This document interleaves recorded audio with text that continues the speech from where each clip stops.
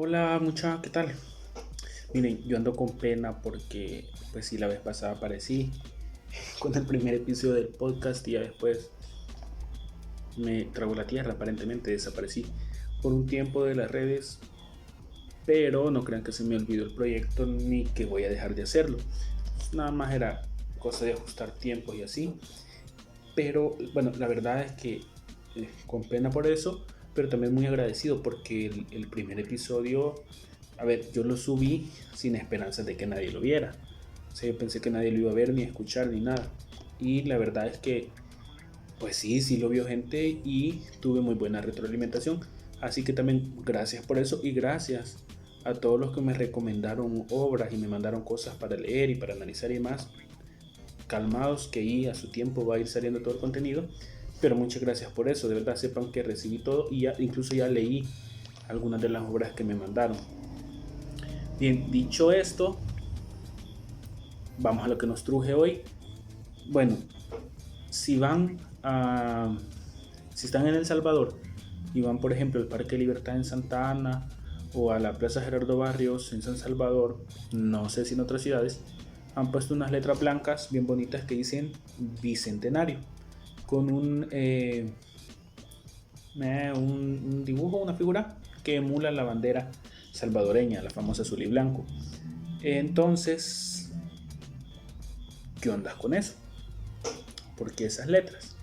Bueno, para empezar, bicentenario. Bi. Bicentenario es una palabra compuesta. Centenario es la palabra que significa 100 años y la precede un... Ay, ¿cómo se llaman estos? Un prefijo que tiene, que bi, que significa dos o doble. Entonces, bicentenario, dos centenarios. Entonces, dos veces 100 años, entonces 200 años. Ok, eso es un bicentenario. Un periodo de 200 años. Entonces, ¿bicentenario de qué? ¿Por qué esas letras ahí? ¿Por qué se celebra un bicentenario? ¿Bicentenario de qué? Bicentenario de la independencia. Entonces surge la otra pregunta. ¿Independencia de quién? Entonces la respuesta que van a hallar en los medios y en todos lados es la independencia de El Salvador. Pero ¿de quién se independizó El Salvador? Se independizó de España el 15 de septiembre de 1821 y por eso hay que celebrar que nuestra patria se independizó hace 200 años y desde entonces es una nación libre y soberana. Pero, o sea, sí, pero no. Yo entiendo que por metonimia se diga que es la independencia de El Salvador la que se celebra. Porque en efecto los territorios que hoy ocupan la República de El Salvador se independizaron de España en esa fecha, el 15 de septiembre de 1821. Pero para ese tiempo El Salvador no existía como entidad política. Lo que existía aquí era la Intendencia de San Salvador y la Alcaldía Mayor de Sonsonate. Esas dos entidades estaban dentro de otra administración más grande que era la Capitanía General de Guatemala o Reino de Guatemala, que abarcaba desde Chiapas, el actual estado mexicano, hasta la frontera que hoy divide Costa Rica de Panamá, que en ese entonces lo que dividía era el Reino de Guatemala con el Reino de Granada. Esas entidades habían sido creadas por los españoles, ¿ok? Porque ellos gobernaban acá y tenían sus autoridades y tenían todas estas entidades políticas dentro de estructuras que eran cada vez más grandes. De hecho, la Capitanía General de Guatemala, aunque tenía mucha autonomía, pertenecía a algo más grande, que era el, el virreinato de la Nueva España. El virreinato de la Nueva España abarcaba desde la Florida, en lo que hoy son los Estados Unidos, hasta, una vez más donde le dije, la frontera entre lo que hoy es Costa Rica y Panamá. Vaya. Entonces, ¿qué onda ahí? Si ya dijimos, entonces, vaya, Si ya dijimos que El Salvador no existía en ese momento, entonces, ¿qué fue lo que pasó? ¿Quién fue el que se independizó? Bueno, para empezar, dejemos eso claro, El Salvador no existía. En los territorios que hoy ocupa El Salvador, lo que había era la Alcaldía Mayor de Sonsonate y la Intendencia de San Salvador. Esas dos entidades se fusionaron como una sola hasta 1824, cuando se fundó la República Federal de Centroamérica. En ese momento, la República Federal era una federación parecida como el modelo de los Estados Unidos, compuesta por estados, y uno de esos estados fue el que surgió de la fusión de Sonsonate y San Salvador y se llamó el Estado del Salvador. A partir de ahí se puede hablar del Salvador, de 1824. Ya luego, cuando se desintegra la federación y todo eso, surge ya el Estado del Salvador como República de El Salvador, pero ese es hasta mucho tiempo después. Entonces, aclarado que El Salvador como tal no cumple 200 años, podemos pasar al siguiente punto.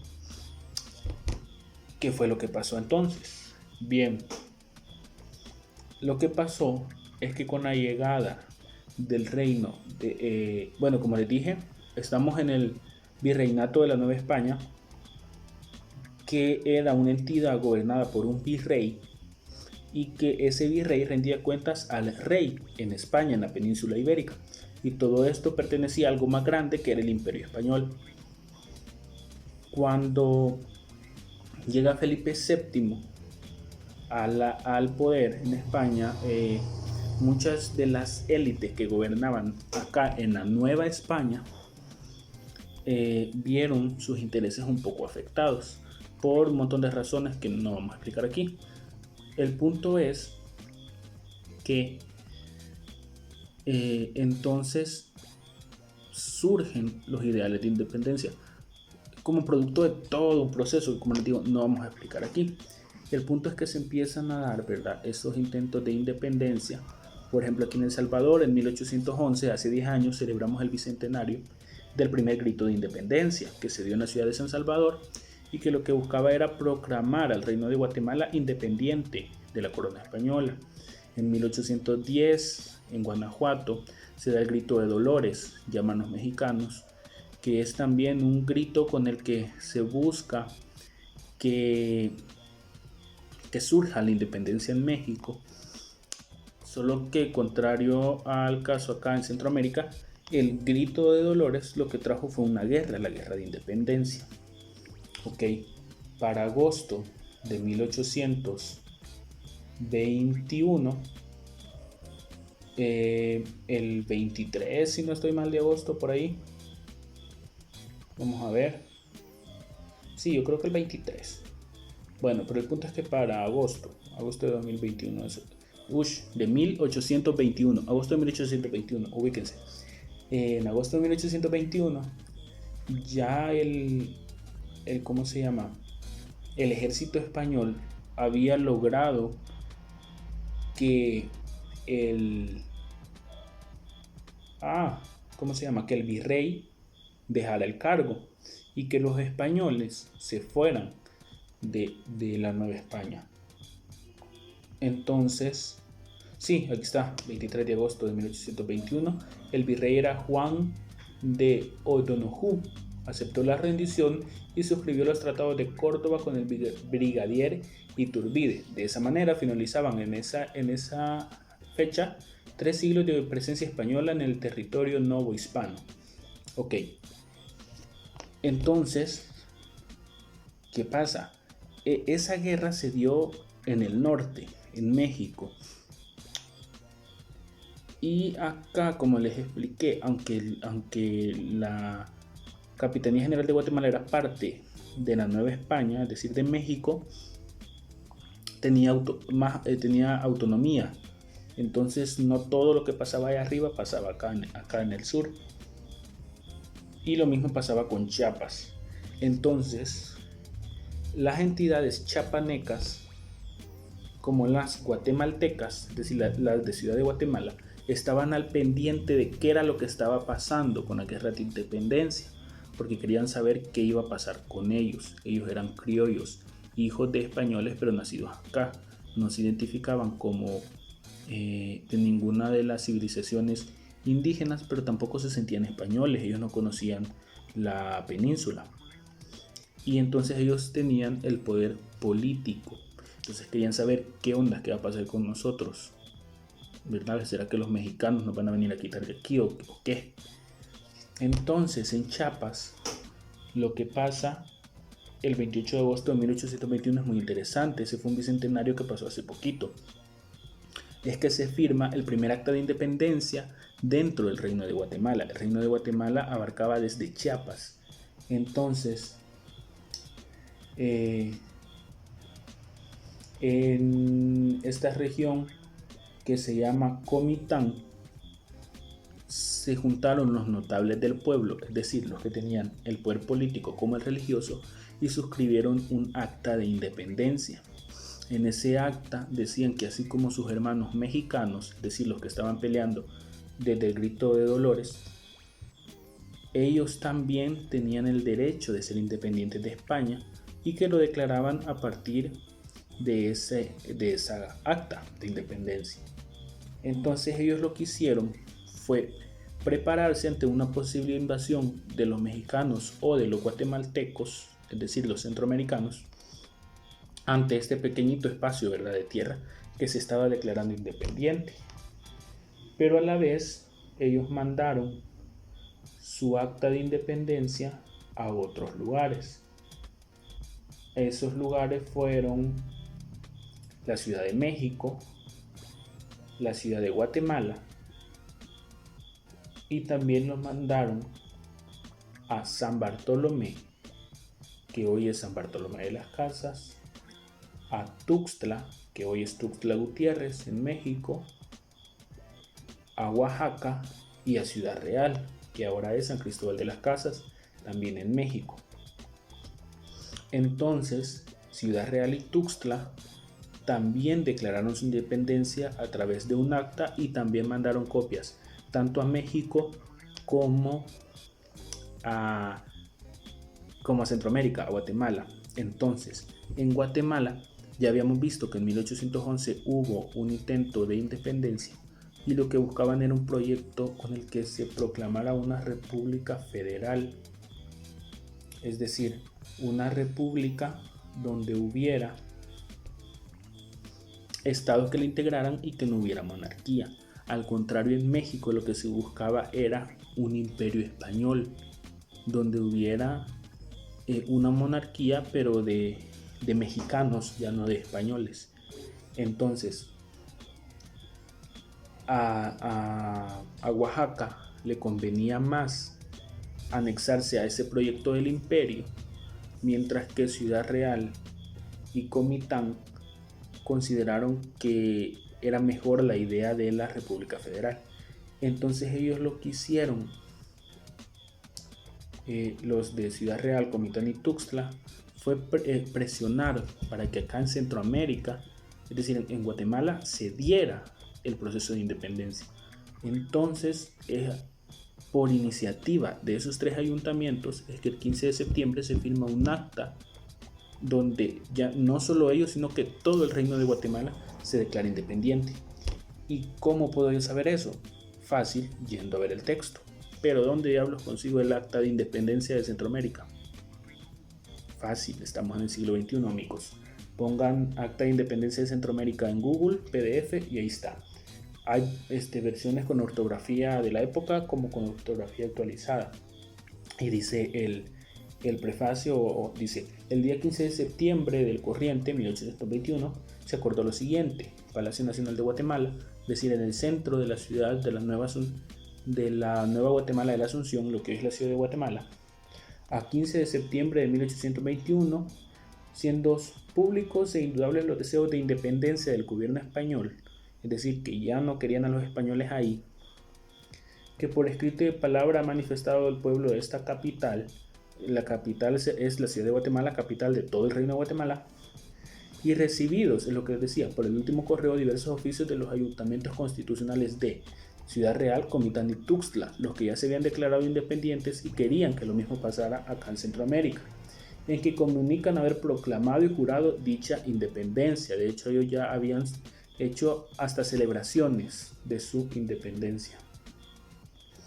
Y luego se da una descripción de quienes asistieron. Por ejemplo, dice el señor arzobispo, el venerable señor deán, el cabildo eclesiástico, el excelentísimo ayuntamiento, el muy ilustre claustro, el colegio de abogados, los prelados, jefes, diputados y demás estaban reunidos en el Palacio Nacional. Y dice acá: leído los oficios expresados, discutido y meditado detenidamente el asunto y oído el clamor de viva la independencia que repetía lleno de entusiasmo el pueblo que se veía reunido en las calles, plaza, patio, corredores y antesala de este palacio, y se acordó lo siguiente, y aparecen los artículos bajo los que se rigió la independencia. Entonces, si acordamos que la independencia es del Reino de Guatemala independizándose de España, ahora vamos a ver en qué consistió. Y ya vimos que sus antecedentes son las independencias que se proclamaron en Comitán, Ciudad Real y Tuxtla. Y entonces dice que la gente pedía la independencia. Al ver todo esto, que ya era, digamos, un paso casi lógico que dar, si ya se estaba dando en México, se estaba dando en estas otras regiones al sur de México, pero que también pertenecían algunas a Guatemala, pues lo más lógico era que la capital diera el paso, que la capital guatemalteca. Cuando digo guatemalteco me refiero a centroamericano. Entonces se reunieron y proclaman lo siguiente. El artículo primero dice que acordaron que, siendo la independencia del gobierno español la voluntad general del pueblo de Guatemala, es decir, de Centroamérica, y sin perjuicio de lo que detenidamente sobre el Congreso que debe formarse, el señor jefe político la mande publicar. ¿Para qué? Para prevenir las consecuencias que serían terribles en el caso de que la proclamase de hecho el mismo pueblo.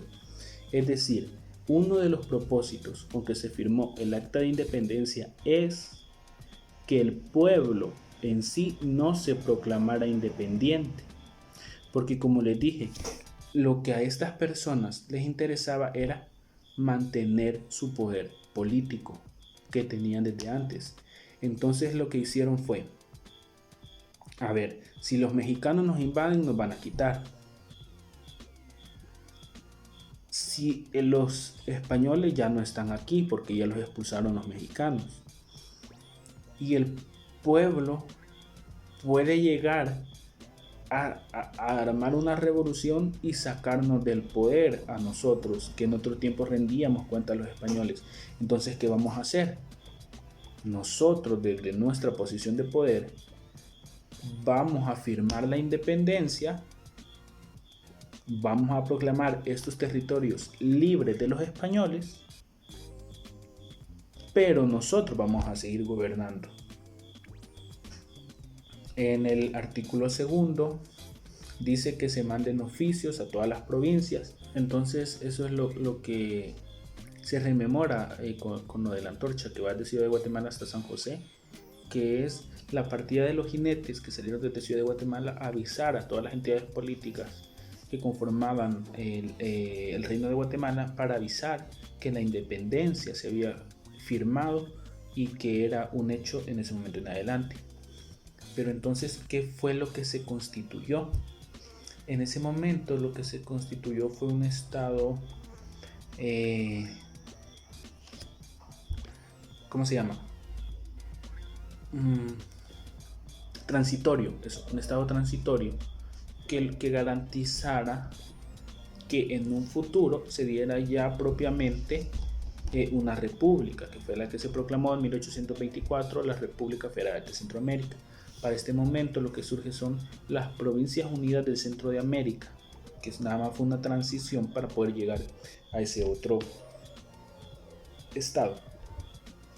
Entonces, en el artículo 2 se manda a avisar a todas las provincias y se les pide que de manera inmediata realicen elecciones de diputados que van a ser los que van a constituir ese nuevo estado que va a surgir en 1824. Y lo que se pide es que el mismo órgano que llevó a cabo las elecciones anteriores sea el mismo que vuelva a elegir diputados para esta ocasión. Eso se encuentra en el artículo 3. Algo que sí me parece interesante es en el capítulo 4. Se dice que debe ser un diputado por cada 15.000 individuos y que no vayan a excluir a la ciudadanía originarios de África. Recordamos que los españoles traían como esclavos a africanos a trabajar acá, y entonces ya con el surgimiento de la independencia se reconoce la ciudadanía de los africanos y ya los españoles habían reconocido la ciudadanía de los indígenas. Lo que no es la ciudadanía de las mujeres. Ellas lograron tenerla hasta 1824, hasta, no sé, creo que inicios del siglo XX. Tendría que corroborarlo, pero sí es mucho tiempo después.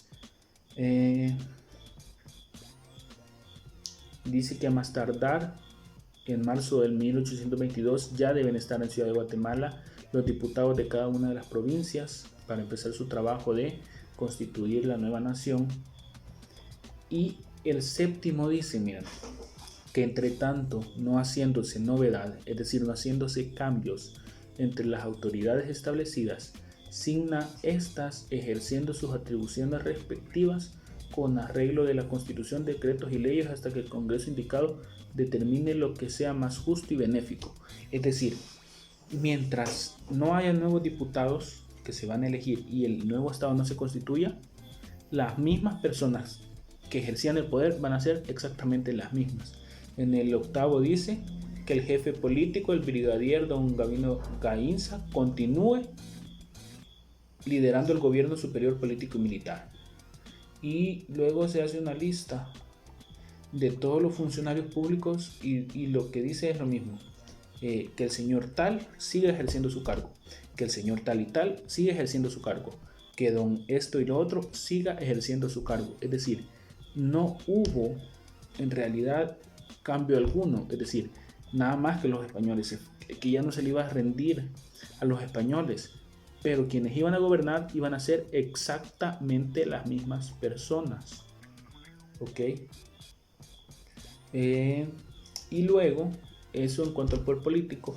Y en cuanto al poder religioso, va a seguir todo igual. En el artículo 10 dice que la religión católica que hemos profesado en los siglos anteriores y profesaremos en los siglos sucesivos se conserve pura e inalterable, manteniendo vivo el espíritu de religiosidad que ha distinguido siempre a Guatemala, es decir, Centroamérica, respetando a los ministros eclesiásticos seculares y regulares y protegiéndoles en sus personas y propiedades. Es decir, que lo que hizo este documento es garantizar que los criollos se mantuvieran en el poder y que no hubiera lo que hicieron fue detener la revolución del lado del pueblo y quedarse ellos con el poder. Es decir, ya no nos conviene seguir bajo el yugo español, pero tampoco nos conviene que el pueblo se levante y proclame la independencia. La vamos a proclamar nosotros en nombre de ellos y de una vez nos mantenemos ejerciendo el poder.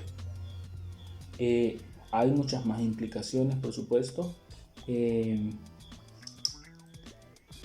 Como les digo, entonces, bueno, resumiendo, la independencia no es de El Salvador como tal. Digamos que El Salvador no existía en ese momento. No digo que sea incorrecto llamarlo así, pero sí hay que, digamos, saber de qué se trata cuando hablamos del Acta de Independencia. Otra cosa, el Acta de Independencia de 1821 no fue la primera.